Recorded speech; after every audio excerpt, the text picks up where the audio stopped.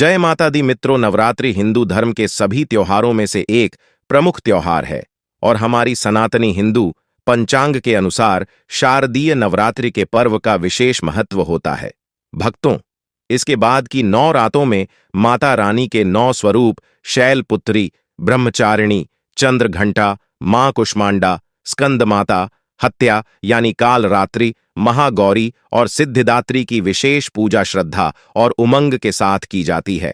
भक्तों, हमारे हिंदू पंचांग में माना गया है कि इन 9 दिनों में मां दुर्गा से जुड़ी सभी शक्तियां जागृत हो जाती हैं। इसलिए इन दिनों में मां दुर्गा की संपूर्ण विधि विधान से पूजा करने से आपकी सभी मनोकामनाएं पूर्ण होती हैं। भक्तों, 5 महिलाओं को नवरात्रि का व्रत कभी नहीं रखना चाहिए।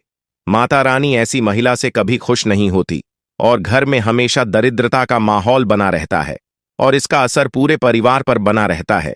इसीलिए आप जान लीजिए, अगर आपने गलती से भी नवरात्र का व्रत रख लिया है तो आपका व्रत खंडित हो जाएगा और आपको घोर पाप लगेगा।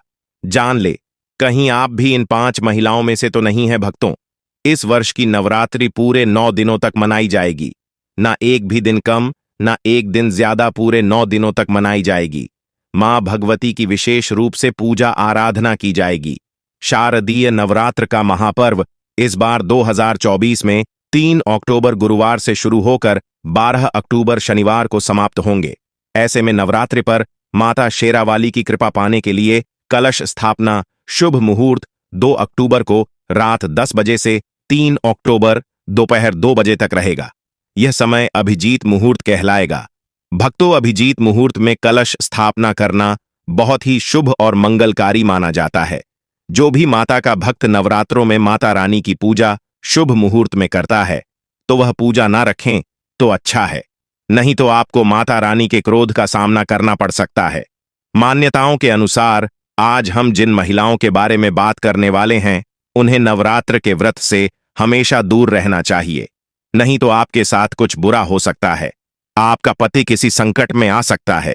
तो चलिए भक्तों, जानते हैं। भक्तों, नवरात्रि का व्रत शास्त्रों के अनुसार अगर आप किसी भी व्रत को दिखावे के तौर पर करते हैं तो यह घोर पाप माना जाता है। ऐसा करने से आप देवी देवताओं का मजाक ही नहीं उड़ाते, बल्कि आप पाप के भागीदार भी बनते हैं। मां भगवती ऐसे लोगों से कभी प्रसन्न नहीं होती, बल्कि उसको बर्बाद कर देती है। मां दुर्गा तभी प्रसन्न होती हैं जब आप सच्चे दिल से उन्हें पुकारें, पूजा पाठ और शास्त्रों का पालन करें। भक्तों, नंबर 2, तलाकशुदा महिला। शास्त्रों के अनुसार जो महिला शादीशुदा या पुरुष तलाकशुदा है, ऐसे अगर पति पत्नी में अनबन होते हैं तो वे लोग नवरात्रि का व्रत कभी ना रखें। ऐसा करने से मां दुर्गा कभी खुश नहीं होती। आपकी जानकारी के लिए बता दें, शादी 2 दिनों का बंधन है जिसके बंधन में आजीवन रहना होता है, न कि अलग अलग। माता रानी टूटे हुए जोड़े को स्वीकार नहीं करती। टूटे हुए जोड़े का व्रत रखना, पूजा पाठ करना शुभ नहीं माना जाता है, बल्कि माता रानी तब प्रसन्न होती है जब बंधन में हो। खास तौर से अगर पति पत्नी अगर साथ में व्रत रखें तो माता रानी सबसे अधिक प्रसन्न होते हैं और बहुत ही शुभ वरदान देती है। भक्तों, ऐसे में मां भगवती बहुत प्रसन्न होती है, इसीलिए दोनों को मिलकर पूजा पाठ करना चाहिए, न कि अलग अलग। भक्तों, चरित्रहीन महिलाओं को नवरात्रि का व्रत कभी नहीं रखना चाहिए और यह बात उन चरित्रहीन पुरुषों पर भी लागू होती है जो जगह जगह मुंह मारते रहते हैं। जब शरीर की पवित्रता व्यक्ति की खत्म हो जाती है तब वह मैल ही नहीं बल्कि पापी भी कहलाता है। इसीलिए आपकी पूजा कभी सफल नहीं हो सकती है। भक्तों, नंबर 3, अगर आपको कोई गहरी बीमारी है तो आप इस व्रत को ना रखें। जैसे उदाहरण के तौर पर शुगर की बीमारी, दिल की बीमारी, हार्ट अटैक, शरीर में कमजोरी होना, चक्कर आना, बीपी का बढ़ जाना, शरीर में दर्द होना, तो आप यह व्रत कभी ना रखें, नहीं तो आपके साथ कुछ भी हो सकता है। इसीलिए सावधान रहें। नंबर 4, मासिक धर्म में भूलकर भी व्रत नहीं रखें। सिख धर्म में जो आपके वस्त्र होते हैं वह मैल हो जाते हैं, इसलिए पूजा पाठ नहीं करना चाहिए। नंबर 5, जो महिलाएं अपने पति का अपमान करती वो व्रत ना ही रखें तो अच्छा है, क्योंकि ऐसी महिलाएं का पूजा मां दुर्गा कभी स्वीकार नहीं करती, बल्कि घोर पाप लगता है। भक्तों, नवरात्र आ चुकी है, ऐसे में यह चीज घर में लाने से माता रानी खुशी, खुशी अपने घर में चली आती है। इस चीज को घर लाने से माता रानी अवश्य प्रसन्न होती है। यही चीज नवरात्रों पर घर में लाना बहुत ही शुभ और मंगलकारी माना जाता है। तो चलिए जानते हैं भक्तों, 16 श्रृंगार का सामान नवरात्रि के दौरान घर में लाना बहुत ही शुभ और मंगलकारी माना जाता है। ऐसे में घर के बने मंदिर में रखने से जन्म जन्मांतर की गरीबी मिट जाती है और मां दुर्गा की कृपा सदैव घर पर बनी रहती है। पूरे वर्ष माता रानी की कृपा आप और आपके परिवार के ऊपर बनी रहती है। शास्त्रों में बताया गया है कि नवरात्रों के दिनों में 16 श्रृंगार का सामान घर के मंदिर में होना बहुत ही शुभ और मंगलकारी माना जाता है। या आप जिस जगह घर में माता की आसन नवरात्र व्रत करने के लिए स्थापित कर रहे हैं, उस जगह पर 16 श्रृंगार का सामान रख दे। ऐसा करने से मां दुर्गा की कृपा सदैव घर पर बनी रहती है। मित्रों, सोना, चांदी या तांबे के सिक्के जरूर रखें। शास्त्रों के अनुसार सोने, चांदी या तांबे से बनी किसी भी धातु को खास तौर से नवरात्र के 9 दिनों में पूरे 9 दिनों तक घर के मंदिर में भक्तों शंख का सनातन धर्म में बहुत ही बड़ा महत्व होता है। नियमित शंख को बजाने पर कई गुना सकारात्मक ऊर्जा प्राप्त होती है और नकारात्मकता ऊर्जा को नष्ट करती है। धन की देवी मां लक्ष्मी अति प्रसन्न होती है। वही धर्मशास्त्रों के अनुसार जिस घर के मंदिर में गंगा जल नहीं होता तो वह घर अपवित्र माना जाता है। गंगा जल मंदिर में अवश्य रखा होना चाहिए। यदि आप घर में गंगा जल लाने में असमर्थ है तो अपने आसपास किसी पवित्र स्थान, किसी तीर्थ स्थान का पानी लाकर घर में रखें। भक्तों, नवरात्रि में मां सरस्वती का प्रिय मोरपंख घर लाकर घर के मंदिर में रखने से कई सारे फायदे हैं। खास तौर से नवरात्रों के दिनों में मंदिर में मोरपंख जरूर रखे। ऐसा करने से मां दुर्गा बहुत प्रसन्न होती है। भक्तों, अब बात करते हैं माता रानी को नवरात्रि में कौन सी चीजें अर्पित कर सकते हैं। भक्तों, भूलकर भी माता रानी को यह चीजें कभी अर्पित मत करना, नहीं तो सारी जिंदगी बर्बाद रहोगे। जिंदगी भर रोने के सिवा कुछ नहीं मिलेगा। भक्तों, एक नारियल हिंदू धर्म में नारियल को सुख, समृद्ध, धन, श्रद्धा और सम्मान का सूचक माना जाता है। नारियल को श्रीफल भी कहा जाता है। नारियल का हर मांगलिक कार्य में विशेष महत्व होता है। जैसे कि हम सभी जानते हैं कि माता रानी के कई मंदिरों में नारियल से बलि भी दी जाती है और माता रानी के पूजन में नारियल का इस्तेमाल हम सभी करते हैं। खासकर कलश की स्थापना नारियल रखकर ही की जाती है। माता रानी के पूजन में हम नारियल इस्तेमाल करते समय कुछ गलतियां कर बैठते हैं। भक्तों, नारियल कई प्रकार के होते हैं। एक जटा वाला, दूसरा सूखा, जिसके अंदर पानी होता है। जिस नारियल के अंदर पानी होता है, माता रानी के पूजन में सदैव पानी वाला और जटा वाला नारियल ही अर्पित करे। कलश स्थापना में साबुत नारियल होना चाहिए। नारियल चटका हुआ या टूटा हुआ नहीं होना चाहिए। नारियल को खड़ा करके नहीं रखा जाता। नारियल को सदैव लेटाकर ही कलश के ऊपर रखा जाता है। साथ ही नारियल को स्थापित करने से पहले आप नारियल को लाल कपड़े में लपेटकर आप नारियल को कलश के ऊपर स्थापित करें। शास्त्रों के अनुसार कलश के ऊपर जब सही तरीके से नारियल रखा जाता है और सही प्रकार का नारियल रखा जाता है, तभी ही व्रत और पूजन का पूर्ण फल प्राप्त होता है। यह भी ध्यान रहे, माता रानी को नारियल अर्पित कर सकती है, लेकिन कभी भी माता रानी के सामने नारियल को भूलकर भी ना तोड़े, क्योंकि नारियल बीज रूप होता है, यानी कि नारियल में बीज होता है और स्त्रियां बीज रूप से ही शिशु को जन्म देती हैं। इसीलिए कभी भी महिलाओं को नारियल नहीं तोड़ना चाहिए। भक्तों, नंबर 2, लौंग।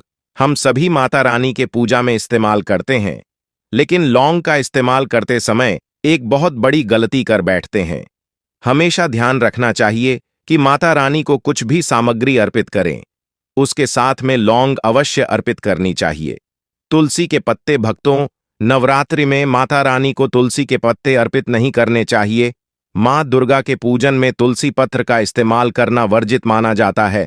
तुलसी पत्र के अलावा आंवला भी माता रानी को अर्पित नहीं करना चाहिए और दूर्वा भी माता रानी को अर्पित नहीं करना चाहिए। नवरात्र में आप भगवान गणेश को दूर्वा अर्पित कर सकते हैं। आप भगवान विष्णु जी को तुलसी के पत्ते अवश्य अर्पित कर सकते हैं, लेकिन माता रानी को भूलकर भी तुलसी के पत्ते या दूर्वा अर्पित ना करें। माता रानी को सफेद फूल भी अर्पित न करे। माता रानी को सदैव लाल रंग के फूल अर्पित करने चाहिए। लाल रंग के फूल माता रानी को अति प्रिय है भक्तों। खासकर माता रानी को गुलाब और कमल के फूल अति प्रिय है। मित्रों, इन गलतियों से होती है घर में धन की कमी। अगर आप उन लोगों में से हैं जो जिंदगी में पैसे कमाने के लिए बहुत ज्यादा मेहनत करते हैं, हालांकि इस सब के बावजूद भी आपको जीवन में तरक्की नहीं मिल पा रही है, अगर आप घर में वास्तु से जुड़ी कुछ गलतियां कर रहे हैं तो इससे आपको काफी परेशानी हो सकती है। आप कर्ज में डूब सकते हैं और घर में दरिद्रता आ सकती है।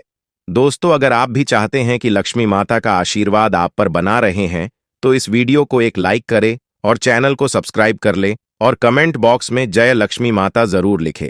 भक्तों, कई महिलाएं तो ऐसी भी होती हैं जो कि अपने गहने पसंद नहीं आती है और दूसरी महिला के गहने की शैली और बनावट पसंद आती है, जिसके कारण महिलाएं अपने गहने पहनने के लिए एक दूसरे से बदलाव कर लेते हैं।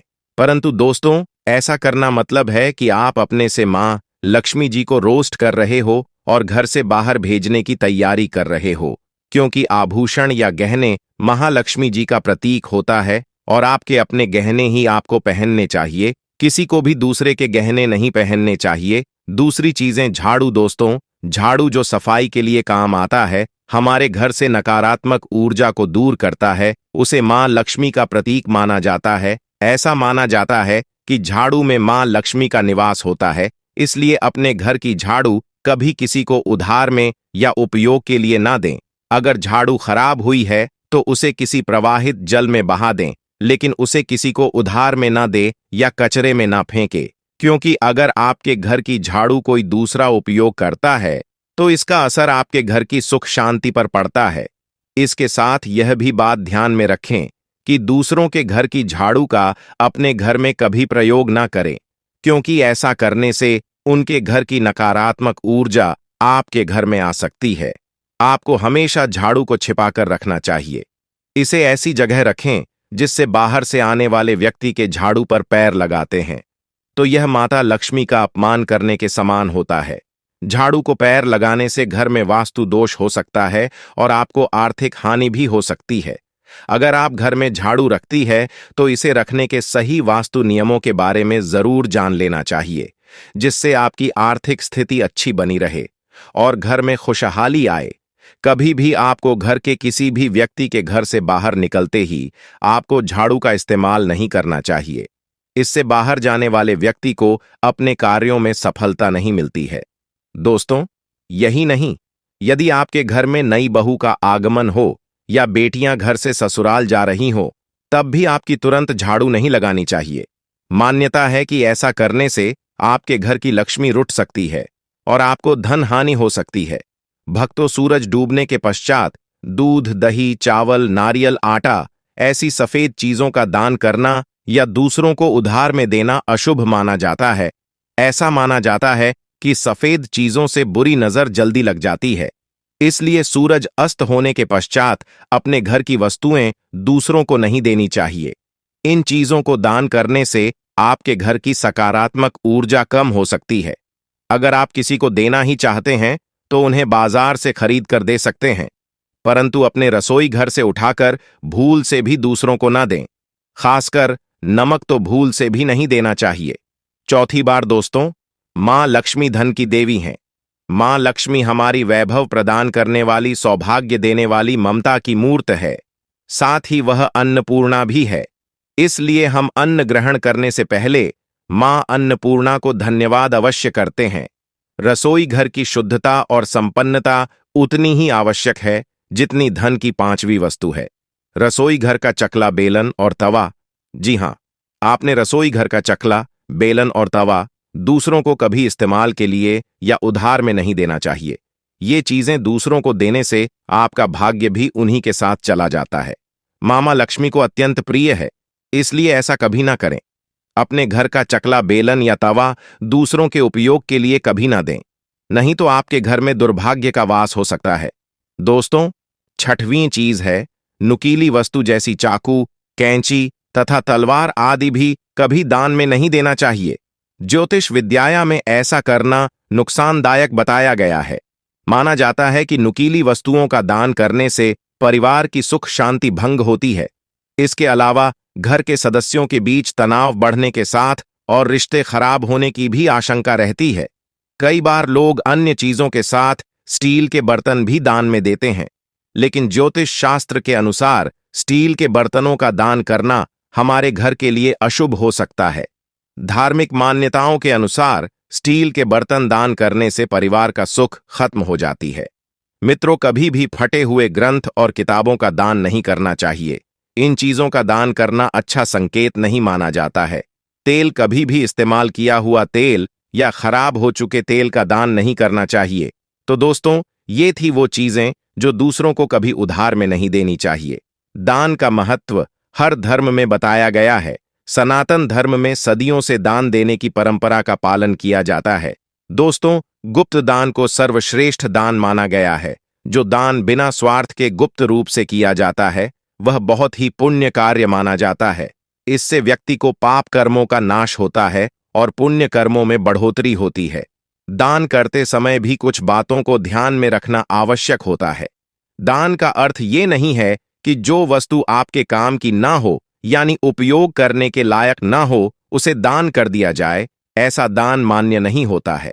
दान तन, मन और धन किसी भी तरह से किया जाए, बस निस्वार्थ भाव से किया जाना चाहिए। वैसे तो कभी भी दान किया जा सकता है, पर कुछ समय ऐसा भी होता जिसमें यदि दान किया जाए तो बहुत शुभ फलदायी माना जाता है। मान्यता है कि गाय की सेवा करने और उसे रोटी खिलाने से सभी देवी देवताओं का आशीर्वाद प्राप्त होता है।